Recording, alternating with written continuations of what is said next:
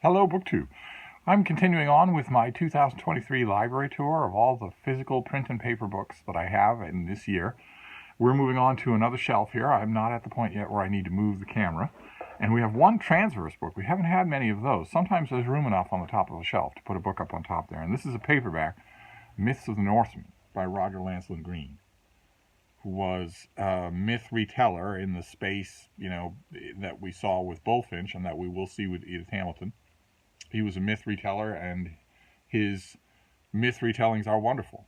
They are absolutely wonderful. And Myths of the Norsemen also has these illustrations all throughout. It has these pen and ink drawings all throughout, which is a really neat extra feature there. I have all of Roger Lancel Green, everything of him that I can find. I think he's great. I also have a biography of him. Then we move on to the books that are actually on the shelf. The first one is Bliss Perry, who I think we've seen before here in this library tour. This is Park Street Papers.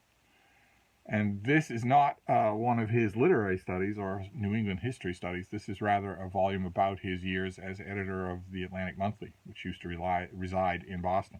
It used to reside in the old Park Street quarters.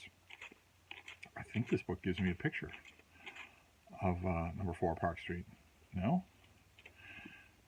Maybe it does, and I just can't find it. But this is all about the author's encounters with that old building. I've been in that old building many, many times. I've been into every nook and cranny of that building, and also his descriptions of his encounters with the people that he met there. All the Boston literary lights that once upon a time were the great literary lights of the country. Then we have F.W.H. Myers. This is Essays Classical. It's 3 long essays that he wrote for periodicals about classics of ancient Greece, about the world of ancient Greece and Rome. I mainly go back to this because one of those long pieces is on Virgil, and it is amazingly good. Just amazing. Worth revisiting. I don't really go back to his piece on, like, for instance, one of the other 3 pieces in that book is on Greek oracles. And we've talked a few times on this channel about history being outdated, about the writings of history being outdated. And I rail against that because history can also be written eloquently. It can also be full of amazing moments for a reading experience. And Myers is, but with his essay on Greek oracles, it's really kind of hard to avoid how much more the discipline knows. So that's a sort of a case against, I guess you would say. Okay, then we have something that was never for sale. This was a commemorative volume. This is the type of thing you would only see at the Brattle Bookshop. This is 125 Years of Publishing, a privately printed history of Little Brown, the publisher Little Brown, that gives you the profiles of the building. This one has got to have a picture. Yes, there we go, 34 Beacon Street, the old Little Brown headquarters. And this will also give you profiles of Little and Brown. This is just classic Boston history of the type that I love. Whenever I find it at the Brattle, I grab it. I firmly believe that in old volumes like this that are all battered and have no collectability, I firmly believe I'm one of the only people who's interested in one of the great stories of American arts and letters, which is the powerhouse beacon that Boston, and maybe by extension New England or Massachusetts, was to the world of letters in the 19th century. It was largely for Boston's distinction as headquarters of the world of letters that it was dubbed by one of those men of letters the hub of the universe. And as far as I know, no really engaging, full-blooded history of 19th century Boston literary culture has ever been written. Recently, anyway. And it's a terrific story. It's full of great personalities, all of whom were intermarried. So every time I have complained about that here at Hyde Cottage during meetings over wine and calzones, or every time I've complained about it in various academic settings, the response has always been, well, you should write that book. But I don't know that there would be any market for it. That wouldn't stop me from writing it, I guess. I have all the primary material that I need right here. Then we have Amphetamine. A lot of you know Amphetamine for her little keepsake book Ex Libris, which is a bunch of book-related essays. It's a tiny little thing, perfect for a stocking stuffer or an impulse gift for that bookish friend when you don't want to wade into the new releases and try and figure out what they have and haven't read, what they're interested in and what they're not.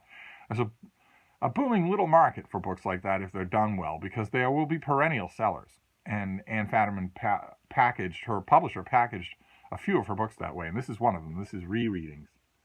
And this is a collection of not so much her essays on reading, although there is one that's really good in here, but rather little essays from other authors on stuff that they have recently reread, whether it's a favorite or a recent new discovery or something like that. I'm not 100% sure that a few of these that we're seeing so far, and maybe a lot on this particular shelf, actually belong in this room. They probably don't. They probably belong in the gigantic and ever-expanding bookcase about books and literary effusions of one kind or another. But we'll wait. We'll wait.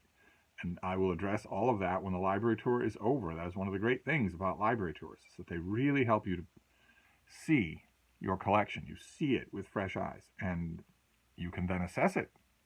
What needs to stay, what needs to go, what needs to move.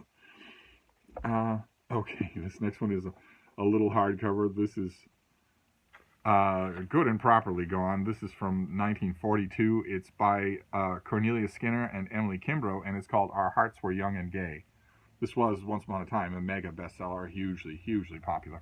Put its two authors on the map. This is just their stories, various adventures that they have when they were young. This had, this also is heavily illustrated, and it had a mass market paperback edition that sold like crazy. That mass market paperback edition was reprinted with new cover art. It sold like crazy again. This is gone now, but once upon a time, boy oh boy, did it catch the reading fancy of the public. Okay, these next two are a good example of what I'm talking about. These are great, but they don't belong in here. They don't belong in the little book room. There's a place for them. This is The Shores of Light by Edmund Wilson. This is long literary and social essays of his. Absolutely brilliant. Edmund White has been, of course, inducted into the Library of America, naturally, him more than anybody. But these things, these original volumes, anything that this guy wrote is well worth your time to grab from a used bookstore, unless it's overpriced.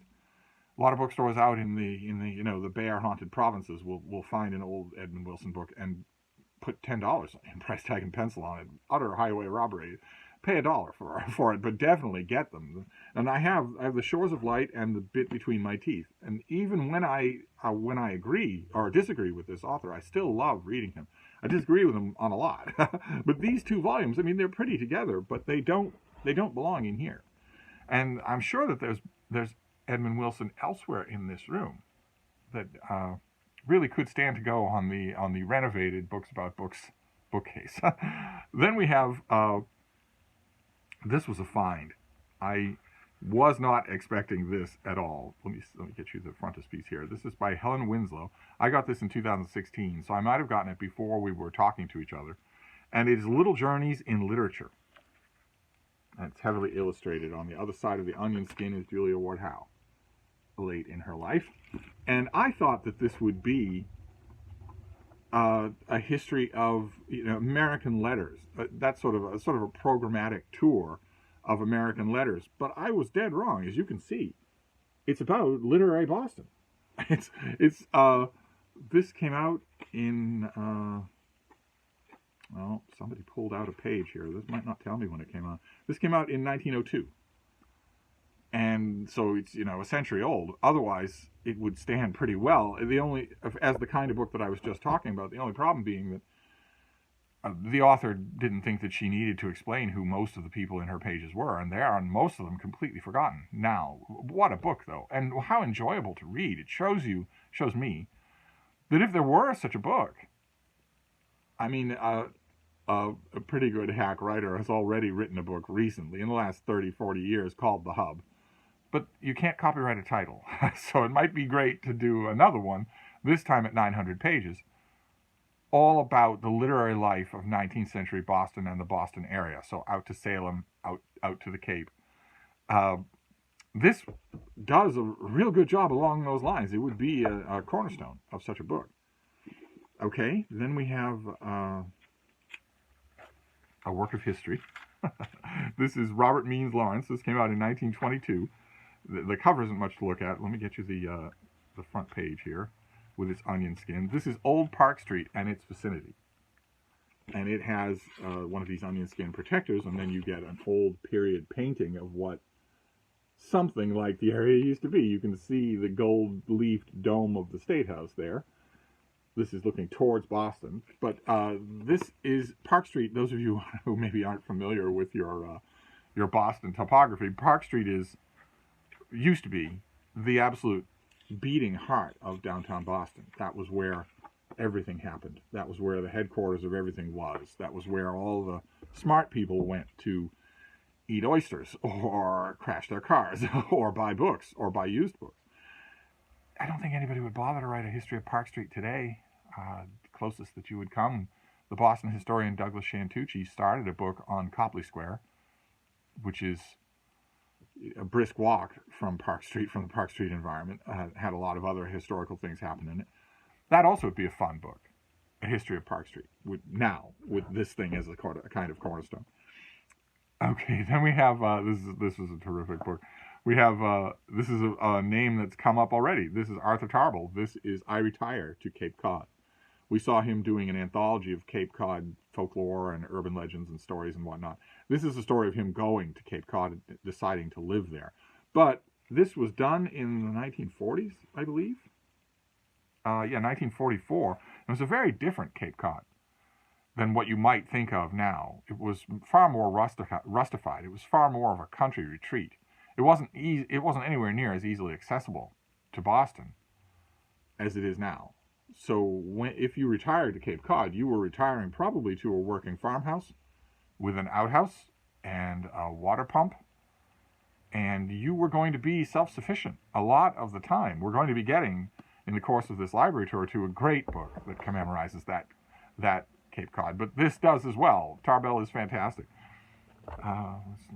Oh, okay, all right. This one is Edmund Wilson's name you might have known. Amphetamine's name you might have known. This is a name that you will probably know. This is Henry David Thoreau. This is the Concord and Merrimack River with illustrations by Henry Bugby Keene, who I love. I absolutely love his work. I opened it to something that is not Henry Bugby Keene. That is Roz Chast. It's about Thoreau. That's why it's Thoreau's secret diary. That's why I put it in a volume of Thoreau. April 5th. This whole pond thing is the stupidest thing I've ever done. And that is saying a lot. I hope nobody ever sees this. July 6th. Dreamed about cheesecake again. Okay. Well, that's about as good as Henry Bugby Keene. But let's look for one of his illustrations just to follow through here. He does little spot illustrations and also bigger illustrations all throughout here that are wonderful. And this adorns Thoreau's account of the Concord and Merrimack rivers in his day. And there have been people since, there have been many books since where people kit out a canoe and try to paddle along his path, see how things have changed. It's always fascinating. River biographies are always fascinating. I think this is one of his better books. He also wrote a book in the same series for, who is this? Who did this? Bramhall House. They did a whole bunch of these with Henry Bugby Keene illustrations. I think I have 2 of them. I think Mark Richardson has them all. But I think I have only 2 of them. I love them. They are my favorite Thoreau volumes. Then we have, what have we got here? Oh, okay, this is Giovanni Giglio. This is The Little World of Don Camillo in English. Well, this old volume, this is probably from the 1940s. 1950. Are you even going to... Actually, I don't remember. I was going to say, is this volume going to tell me who the translator is? But I'm not 100% sure that Giglio needed a translator. Maybe he just did them on his own. But these are wonderful. There are a bunch of stories like this. They were made into a big anthology volume at least once, when some of these were adapted, I think, for the BBC. But these are little stories, self-contained little stories of a priest in the Italian countryside named Don Camillo, who is, he tries. He tries to be moral. He tries to be a meek, upstanding representative of Christianity. But he's a bit of a brawler with hands like shovels. And the problem so his village tends to be terrified of him. They take their moral instructions from him, but they don't want to cross him either. And the problem is that he has a nemesis, the communist forever mayor or wanting to be mayor Peponi, who is just as big as Don Camillo with hands like shovels. And you get the sense over and over again in these books, so charmingly done, that they really are the closest thing that either one of them has to a best friend.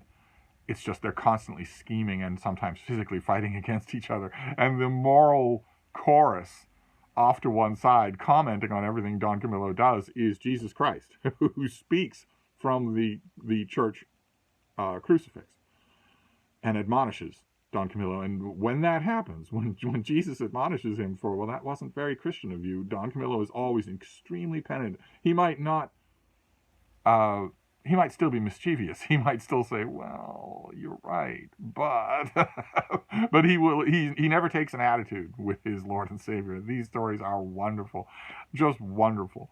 I want a whole bunch of them. I think there are 5 or 6 volumes, all in paperback. I want them all in these little, you can't tell, but this is light as a feather because of rationing paper quality. And the whole set came out this way. I would love all of them, or a big, really nice anthology of all of them. There was a big anthology of all the Don Camillo stories at the Brattle just about a year ago, last year. But it was one of those things where somebody paid to have it print on demand. It was ugly and heavy and cheap. And now I want a whole set of them.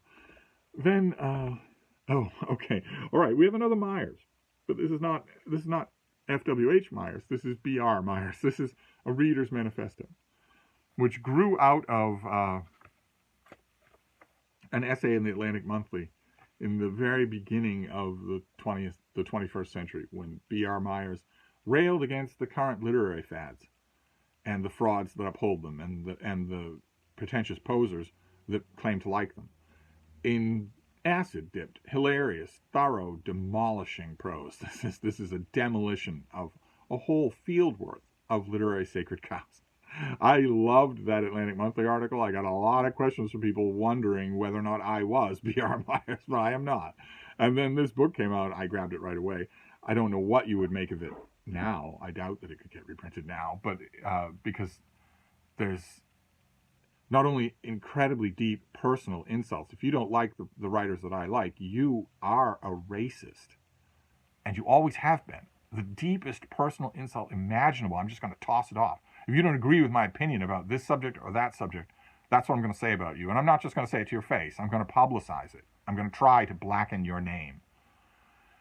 So I don't think you could write a book like this now, but it is bracingly fun to read, even if you disagree with Myers.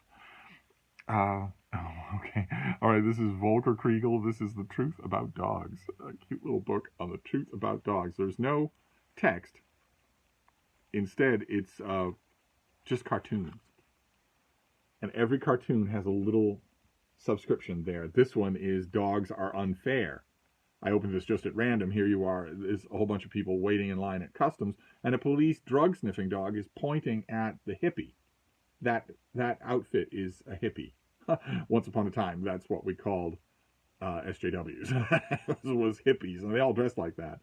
And the subscription here is saying that the dog is unfair because they had a reputation for being drug heads, and the dog is pointing straight at that, as if the dog knew that, when really the dog is probably just pointing because of training, or not. I have experienced that myself many times, many times in many an airport, where or on the sidewalk even, where a trained drug sniffing dog will come right up to me because he wants his face smooched. But as far as his police handlers know, that impulse has been completely trained out of him. There's no chance that he would ever do that. So there must be a reason. I must have, weapons or drugs or whatever. I've had to explain my way out of that so many times. But this is also tells brutal truths about dogs. Here we have two men in a country, in a den there. You've got the drinks table right there and the chessboard. And they're both looking at the dog over here. And the subscription is Dogs Fart. It's just delightful. Just a delightful dog book. You don't hear me say that very often. Then we have a work of classics. This really doesn't belong here. It really doesn't. It belongs... I have a bookcase for the classics. And it's not here. It's across the room. But this is Boethius, The Consolation of Philosophy. This is a translation by David Slavitt, whose translations I'm not always an unqualified fan of, but this one has a great blurb. This one has a blurb by yours truly right there on the back. Very fun when that happens. It still doesn't. It still ought to be over my shoulder. There's a bookcase behind me that's all classics. It shouldn't. It still shouldn't be here. And it was a great little recurring joke. Once upon a time, I used to have people over here every Friday night for wine and calzones. It was a great amount of fun. And of course, any of you who've ever been here will know that that evening is on me. You're not paying for anything. Guests don't pay for anything, no matter how many guests there are, no matter how much they drink or eat. And I used to have a desk at the time. I had my father's desk that was out in another room, and it was covered in work. It was even then sort of fading into disuse. Even then, I was mostly working on a laptop, a primitive laptop, an EEE PC, on my couch with my girls. Even then, the desk was starting to get a little ignored. But I still used it from time to time, and I had a row of books on there, and one of them was Boethius. This Boethius, which I put on that desk originally because I was thrilled that I had been blurbed on a classic. I think the Boethius was the first time that had ever happened, to my knowledge. A lot of times you don't see your own blurbs. But I think it was the first time that it ever happened, and it thrilled me, so I kept it on that desk. But I fell into the habit of putting spare money, spare cash, in this volume of Boethius that I would use to float the Friday evening. And the running joke on those Friday evenings, when it came time to order food and uncork the wine and whatnot, and somebody had to go and get the food, some guest or other would say, "Shall I consult Boethius?" Because they wanted to know where they should go for the money. Nobody has consulted Boethius in quite some time. And then we'll finish up with this last one. This is Samuel Pepys, who I love. This is Everybody's Pepys, which the title refers to the fact that Pepys is often known by his editor, or was. He's not known at all anymore. But once upon a time, he was known by his editor. So-and-so's Pepys. You would discuss the merits, the strengths, and weaknesses of so-and-so's Pepys versus such-and-such Pepys. And the editors here decided they would do a really good selection of the diaries of Samuel Pepys. This is not the whole, obviously. The whole takes the whole shelf. But the whole isn't worth reading because there are many, many, many entries that are just found a shilling on the street. And that's it. That's all I say. There's nothing else. Or went here, ate this, left, which might be interesting for a sociologist or a British urban historian, but it won't be of interest to a general reader. It's pretty easy to go through the whole body of Pepys's diary, and pull together a volume that won't be much bigger than this. The only reason that bigger selected Pepys volumes than this exist is because Pepys is habit forming. He is wonderful to read. You might be thinking, a restoration diarist who worked in the Navy, how interesting can that be? It's fascinating. Pepys turned off what we now call his filter and wrote marvelous, completely self-revelatory entries. They're not artsy-fartsy, they're not philosophical, but they are also not lying in the way that veteran journal keepers often do lie to their journal. They often poise things, airbrush things out. Pepys never does that. So you get the full man. And this is illustrated by E.H. Shepard. This is absolutely full of stuff that I put in here about Pepys over the years.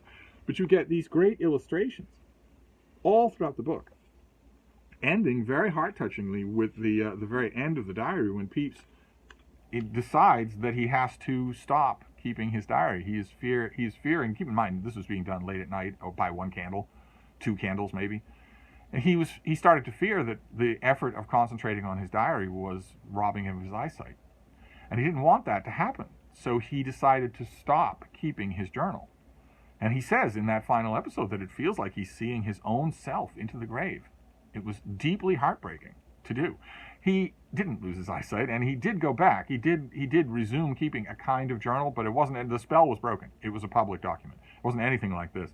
And Shepard does a wonderful illustration. There is our diarist with his hand over his face, realizing the pen is on the floor. He's realizing that's the last entry that he's going to write. It's just utterly touching. And the illustrations are funny as well and personable. I have a number of different Pepys volumes, a number of different so-and-so's Pepys, but it's Everybody's Pepys that I go back to. That's why I put all of those clippings in there. But anyway, that is the library tour for today. So we will resume this, I hope, tomorrow. And I will see you then. Thank you, BookTube.